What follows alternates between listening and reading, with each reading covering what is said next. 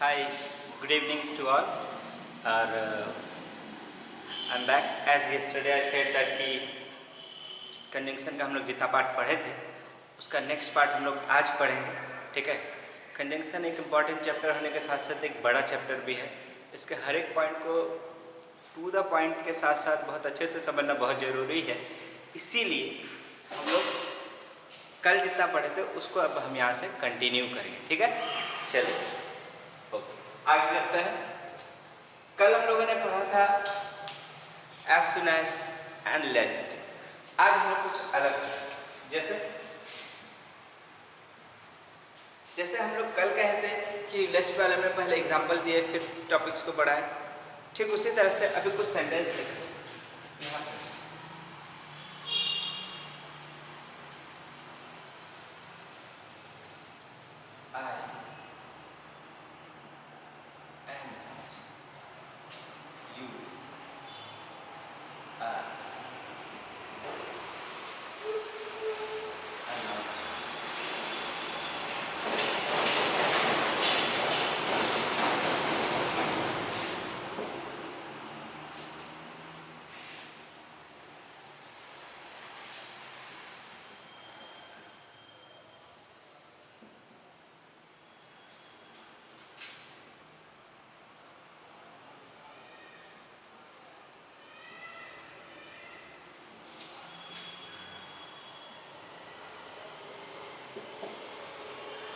पहला सेंटेंस है I am not you are allowed to go there. दूसरा sentence I am not you am allowed to go there. अब आप हमें बताइए कि which one is correct, sentence 1 sentence 2 और बोथ आर रॉन्ग और बोथ आर करेक्ट। देखिए एक चीज तो मेरे तरफ से कंफर्म रह जाइए कि या ये आइदर फर्स्ट और second both are not wrong neither right. Means इनमें से एक राइट है एक रॉन्ग है। कौन सा राइट कौन सा रॉन्ग ये आपको बताना है, ठीक है। Take your time. चलिए आप सोच भी चुके होंगे कि एक और दो में जो भी हो। अब हम एक छोटा सा रूल बता दें।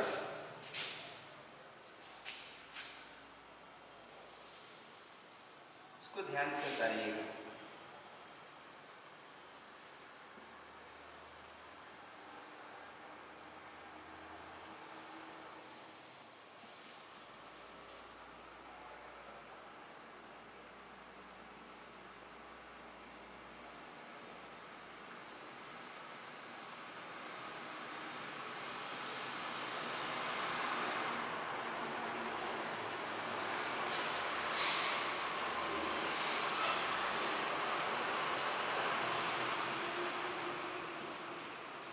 यहाँ दो सब्जेक्ट है, सब्जेक्ट 1 सब्जेक्ट 2।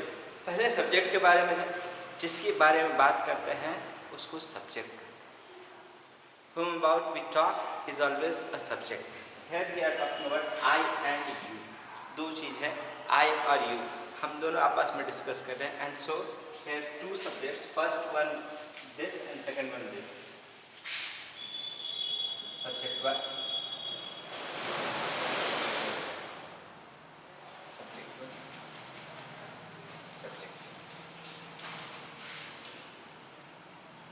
जैसा हम आपको बताया कि जब दो सब्जेक्ट सब्जेक्ट 1 सब्जेक्ट 2 के बीच में and not along with together with as well as except इनमें से कोई भी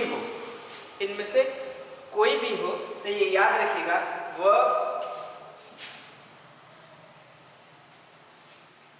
will be always according to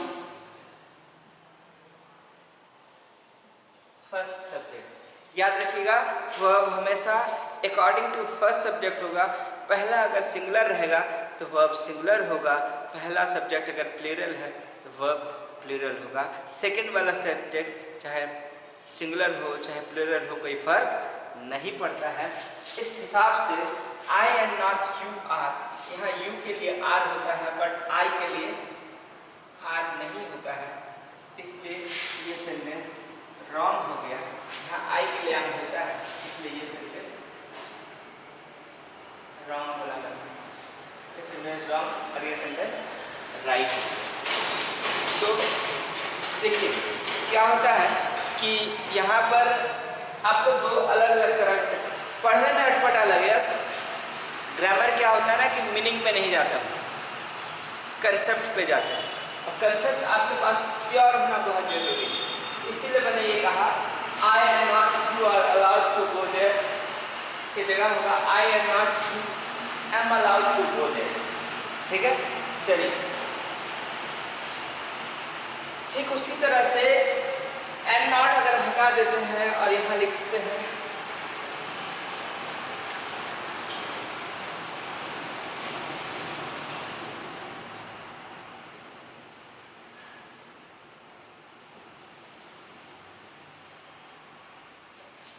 I as well as you और I as well as you, तो भी ये सेंटेंस वही रहेगा, कुछ अंतर नहीं होगा, एकदम जैसा था वैसा ही, क्योंकि इन सब का लिटरल मीनिंग एक ही है साथ साथ।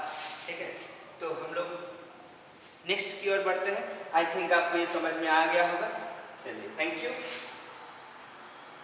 मान लीजिए कि अगर आपको समझ में ना आए तो क्या करेंगे?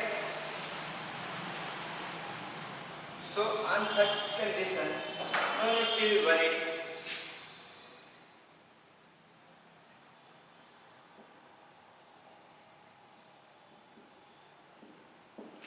Eight 969985736 is my WhatsApp number. You can WhatsApp me your doubts. I will clear it. Okay? Thank you. अब हम लोग पहले हम लोग पढ़ लिए, दूसरा पढ़ लिए। अगर देखा जाए तो ये छोटा सा पॉइंट है बट काफ़ी इम्पोर्टेंट, क्योंकि इसका एक सेंटेंस कई बार आता है और हम लोग कई बार गलती कर देते हैं। गलतियाँ करना कोई बहुत बड़ी बात नहीं है, लेकिन गलतियों से अगर हम सीखते नहीं हैं, इन ग्रामर्स की गलतियों से, तो फिर हम फिर से डिस्क्वालीफाई हो सकते हैं। सो एक मार्क्स बहुत इम्पोर्टेंट है। चलिए, अब दूसरा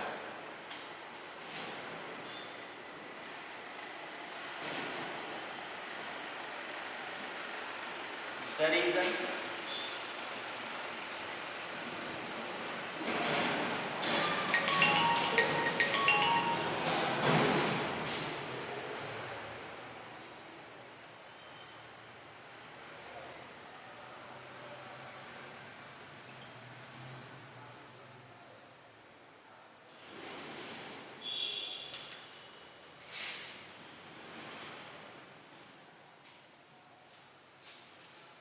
द रीजन या द रीजन वाई हो तो क्या सेंटेंस देखिए।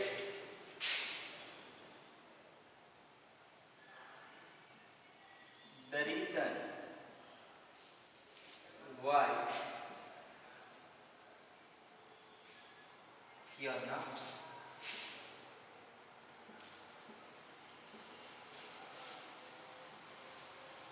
selected is because of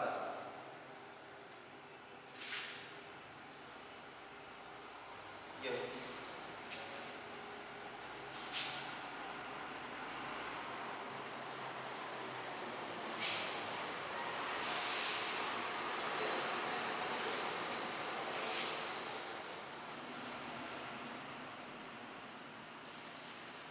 poor marks। क्या ये सेंटेंस सही है, या फिर यहां पर एक ऑप्शन दे देते हैं A, B। अगर ये सेंटेंस रहा the reason why you are not selected is because of your poor marks,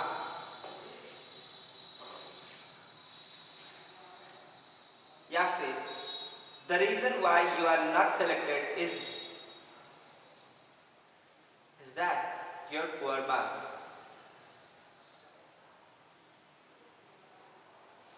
क्या करें बताएं। तो यहाँ पर एक चीज का ध्यान में रखेंगे, जब भी द रीजन या द रीजन वाई हो तो सामने सिर्फ और सिर्फ दैट का यूज होगा।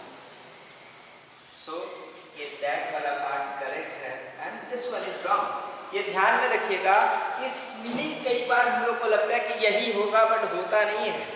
और this is the reason that कई बार हम एग्जाम में फुल फ्लेज में होते हैं, we do the mistakes.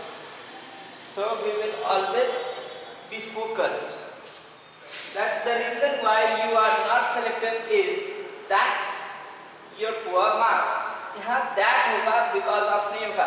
Exam में जब ऐसा सिचुएशन हो because of हो तो याद रखिएगा the reason हो या the reason why हो तो सामने that होना चाहिए और एग्जाम में भी आपको इसी चीज पे फोकस करने के लिए, ठीक है।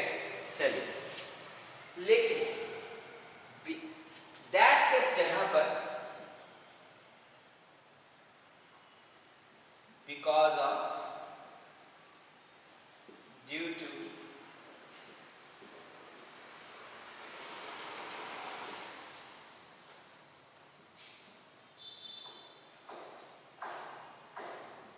on account of दिया है, मतलब the reason why या the reason के तुरंत वाले सेंटेंस में because of, due to, on account of देकर मिस्टेक्स किया जाता है, दिया जाता है। आपको ध्यान में रखना है कि यहाँ सिर्फ और सिर्फ दैट होगा, सिर्फ और सिर्फ दैट होगा। ओके, चलिए अब हम लोग नेक्स्ट क्वेश्चन की, नेक्स्ट रूल की ओर चलते हैं।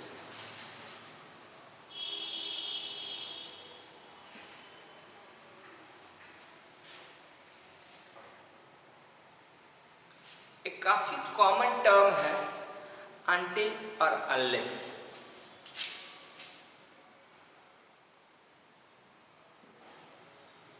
Until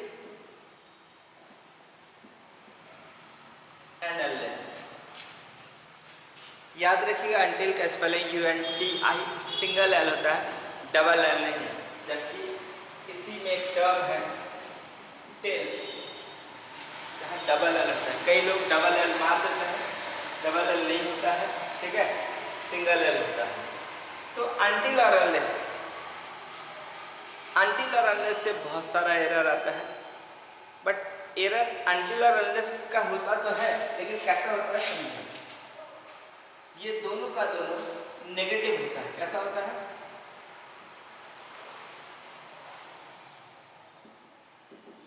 both of them are negative, but until जहां टाइम के लिए होता है, अनलेस वही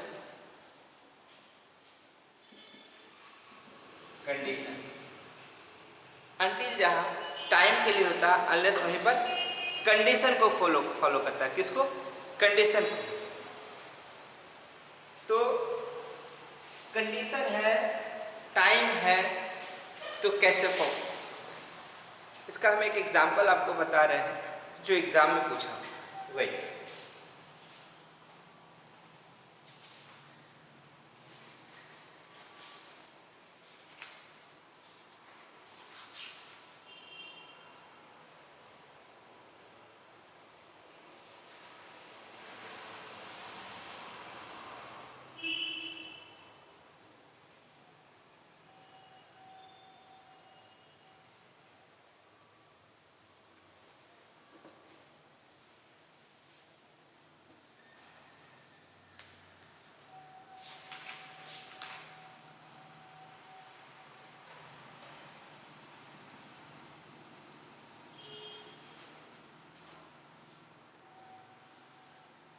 सेंटेंस है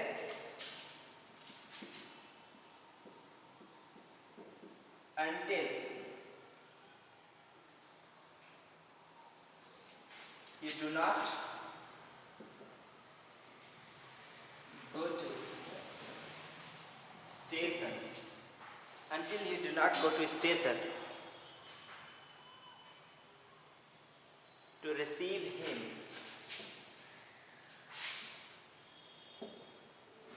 to receive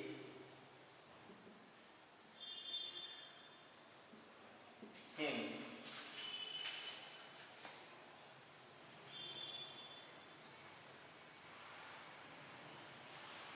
I can feel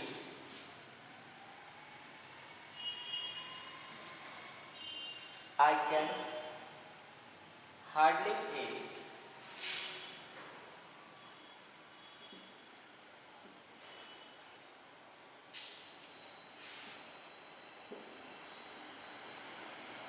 At ease.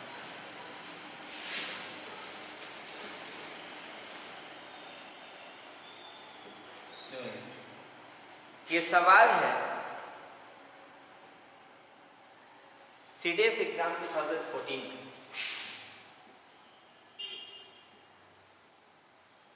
CDS exams 2014 में पूछा हुआ सवाल।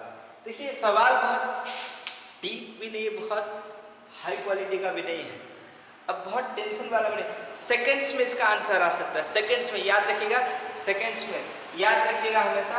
अनटिल और अनलेस चूंकि नेगेटिव है, अनटिल वाले सेक्शन में कभी भी नेगेटिव का यूज नहीं होगा।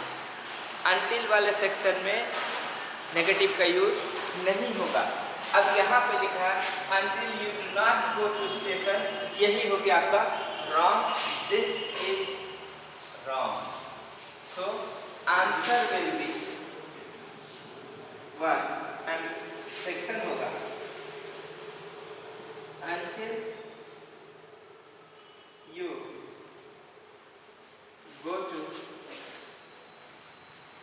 station। सिर्फ नेगेटिव हट जाएगा, नेगेटिव रहने के कारण हेल्पिंग वर्ब भी हट गया। ओके, तो until you go to station हो जाएगा until you do not go to the station। याद रखिए ये बहुत जरूरी है आपको समझना, क्योंकि एग्जाम में ये ऐसा रहेगा। अब इस सेंटेंस में मीनिंग क्या है नहीं है हमको नहीं फर्क पड़ता है, we do not need the meaning. अगर कुछ चाहिए तो concept, and the concept says that the concept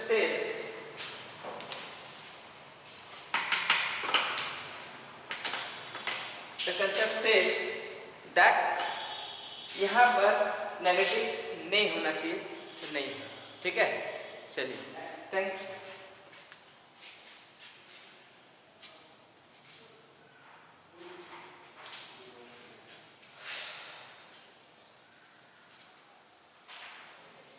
अब एक छोटा सा सेंटेंस है, जैसे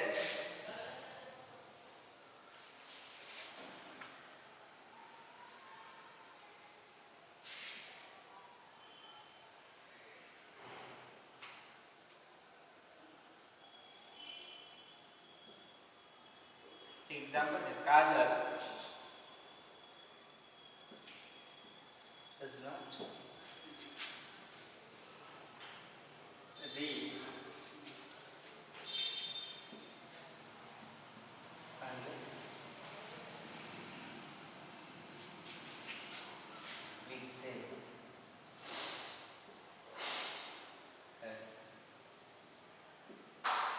anything।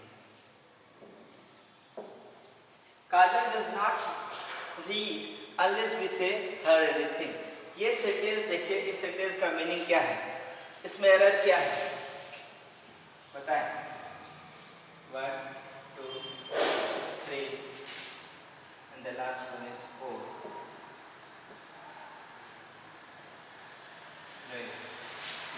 Kajal does not read unless we say her anything। मतलब काजल तब तक नहीं पढ़ती है जब तक हम उसे कुछ कहते नहीं। तो क्या ये सेंटेंस सही है या इसमें एरर है? Time starts now. 10 9 8 7 6 5 4 3 2 1। Let's my turn. याद रखिए मैंने कहा था कि अनटिल या अनलेस जो कुछ भी हो उस सेक्शन में नेगेटिव नहीं होगा, उस सेंटेंस में नेगेटिव हो सकता है। इसलिए अनलेस वाला सेक्शन यहाँ से शुरू होकर यहाँ पे खत्म होता है। अनलेस से पहले या फिर अनलेस वाले सेक्शन के बाद में कहीं भी नेगेटिव हो तो कोई फर्क नहीं पड़ता है। इसलिए काजल डज नॉट रीड, यहाँ तक ये फर्स्ट पार्ट हो जाता है। वी से हर एनीथिंग के सेकंड पार्ट, अब दोनों को जोड़ते हैं इस कंजंक्शन से। सो इस पार्ट में नेगेटिव नहीं होना चाहिए, इस पार्ट में नेगेटिव है तो कोई बात नहीं। इसलिए इसका आंसर है, द आंसर इज 4। याद रखिए बहुत जरूरी है, ये बहुत इंपॉर्टेंट है। ये कई बार ऐसा सवाल एग्जाम में आता है, आप फंसा। याद रखिए, अनलेस या अनटिल जो भी हो, उस पार्ट में अनलेस से जुड़ा हुआ ये पार्ट है, इस पार्ट में नेगेटिव नहीं होना चाहिए। ठीक, आप पहले वाले सेंटेंस में देखेंगे अनटिल था, अनटिल वाले पार्ट में ही नेगेटिव था, इसलिए हमने उसे रॉन्ग किया। ठीक है, चलिए, थैंक यू। ये अनलेस और अनटिल भी हो गए।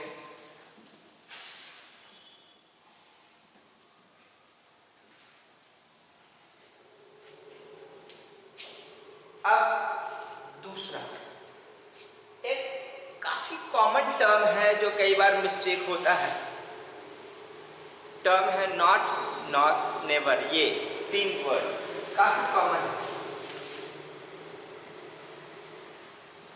नॉट, देखिए,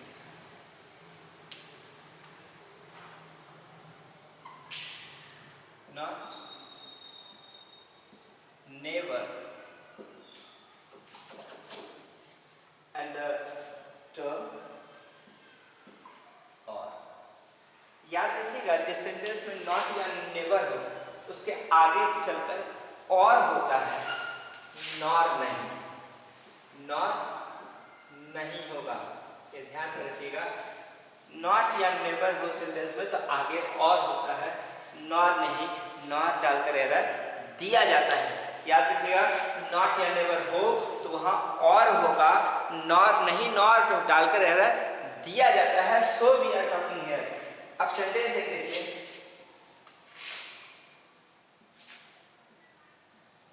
आई have never spoken to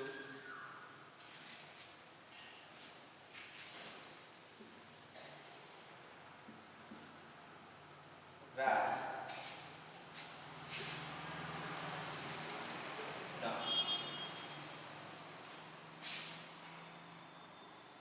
met. I have never spoken to Raj nor met him.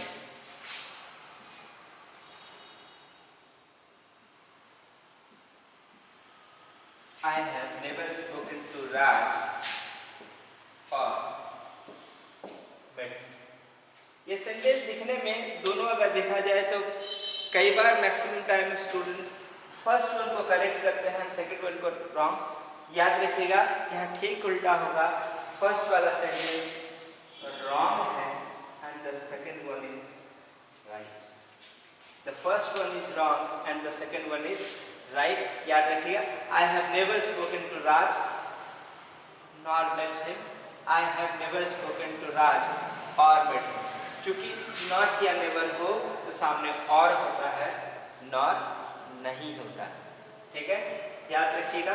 And one more thing कि ऐसा नहीं हो कि सर नेवर है, नेवर के जगह अगर नॉट होता तो भी वही होता, नेवर के जगह नॉट होता, I have not spoken to Raj nor met him, तो ये रॉन्ग हो जाता।